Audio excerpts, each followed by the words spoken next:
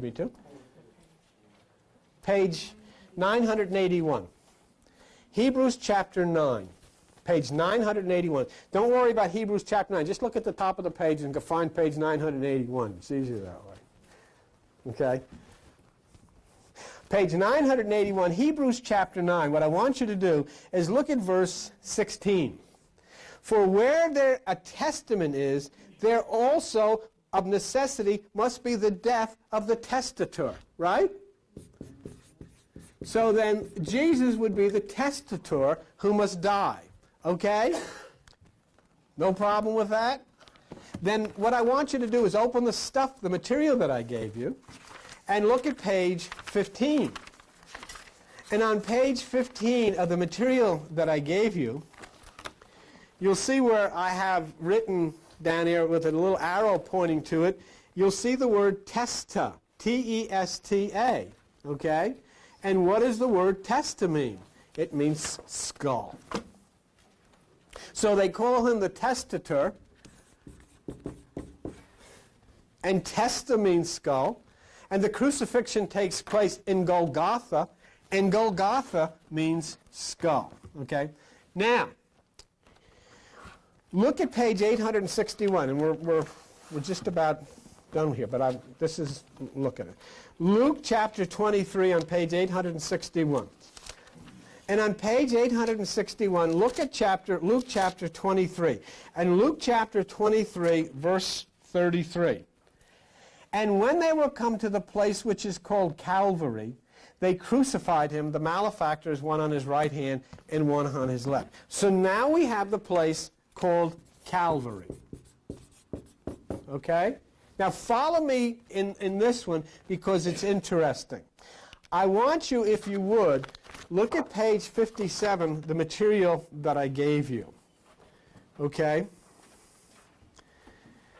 The word Calvary is from a Latin word Calvaria, C-A-L-V-A-R-I-A. Calvaria means skull. All right? The word Calvaria, skull, please read, and I gave you right out of the dictionary, out of the encyclopedia, that's from Funk and Wagnall. The Latin Calvaria, skull, from which comes Calvary, is a translation of the Greek word cranion. Are you seeing something? It's a Greek word cranion. If you'll look at the next one, you'll find the word cranium, Greek cranion. Where does this all happen in your cranium, in your head?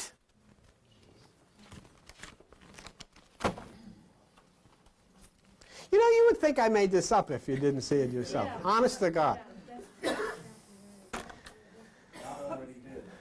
Yeah, that's right. And there it all is. This is what, I mean, can you imagine who's ever in some place called heaven? I don't know whether in spaceships or what, and they're sitting there saying, can't they figure this out?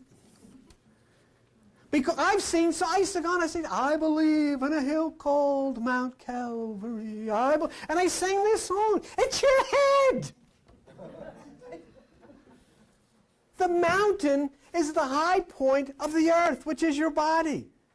Mount Calvary is the skull. Calvaria, skull. And that's Calvaria is a Latin translation of the word cranion, which is your cranium, your head. Where the cerebrum is, where the fornix is, where all of this activity is going on. See? Now, let me do one more thing. And then remember something. I just show you two things that we're going to do. Remember that when Jesus was going to get crucified, he didn't carry the cross up the hill. They gave it to some guy named Simon of Cyrene. Why is that?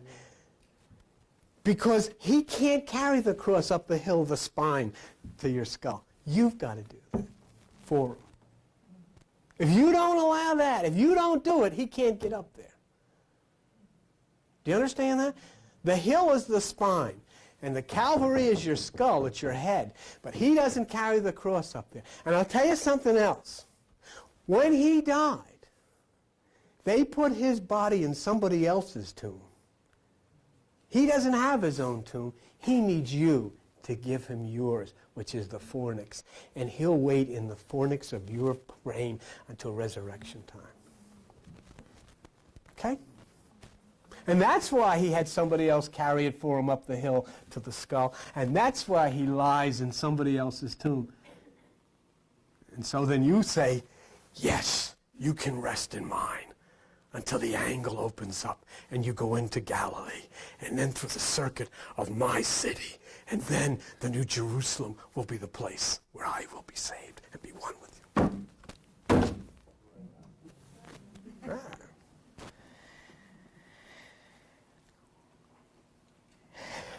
There was 12 disciples. One of them betrayed Jesus.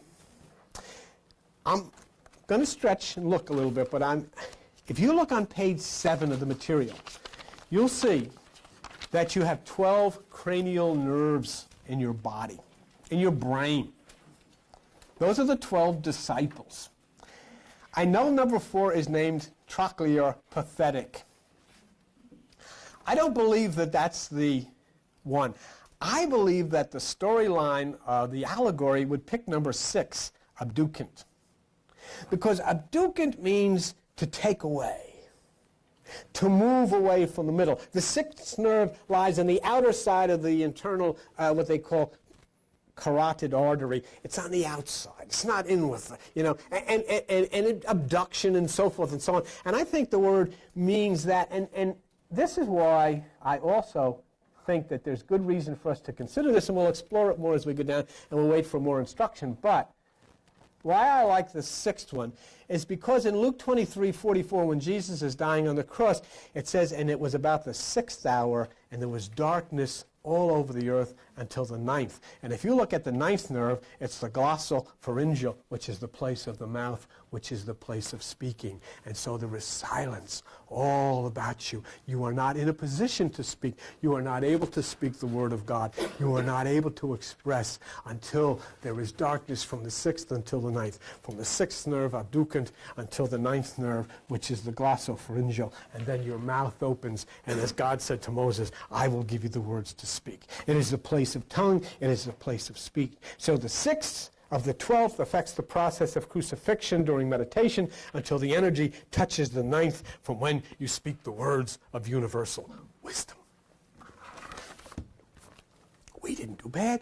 It's only about 12:30, and we're done. Okay, thank you very much. We'll see you. Bye-bye.